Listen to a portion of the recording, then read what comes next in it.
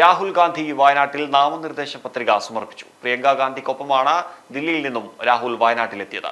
നാമനിർദ്ദേശ പത്രിക സമർപ്പണത്തിന് മുന്നോടിയായി കൽപ്പറ്റയിൽ റോഡ് ഷോ നടന്നു. Priyanka Gandhi, AICC general secretary KC Venugopal, പ്രതിപക്ഷ നേതാവ് VD Satheesan, KPCC acting president MM Hasan, Muslim League ദേശീയ ജനറൽ സെക്രട്ടറി PK കുഞ്ഞാലിക്കുട്ടി തുടങ്ങിയവർ രാഹുലിനോടൊപ്പം റോഡ് ഷോയിൽ പങ്കെടുത്തു.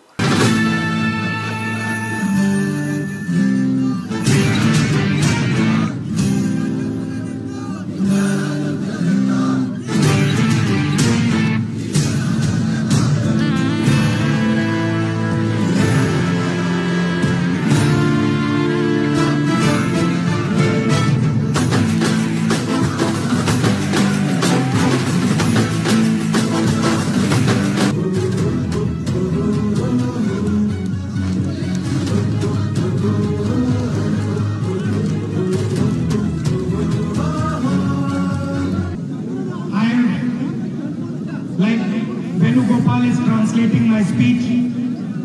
He's experienced. He's done thousands of speeches. So obviously in translation he will not be nervous.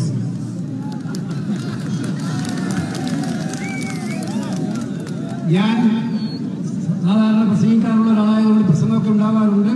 അതുകൊണ്ട് അദ്ദേഹം ഇത്തരം കാര്യങ്ങൾ വികാരപരമായി എടുക്കുന്നില്ല എന്ന് ചിലപ്പോൾ അതുകൊണ്ട് അദ്ദേഹത്തിന് വികാരപരം നടത്തേണ്ട കാര്യമുണ്ടാവില്ല.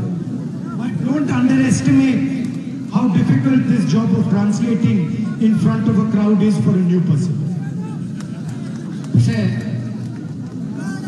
ഒരു പുതിയ ആള് ഈ ജനക്കൂട്ടിന് മുമ്പിൽ തർജ്ജമ ചെയ്യുമ്പോൾ അവർക്കുണ്ടാകുന്ന ഒരു വികാര വിക്ഷോഭങ്ങളെ കുറിച്ച് നിങ്ങൾ വില കുറച്ച് കാണിക്കുന്നത്. It's difficult for full-grown men to do a translation in front of 5,000 people, 10,000 people, but the children, the little girls of Wayanad had no problem translating my speech.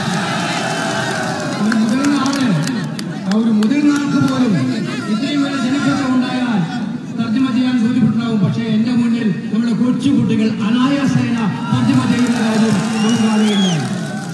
So, like we do from all families, I have received love and affection. I have learned so much from my brothers, my sisters.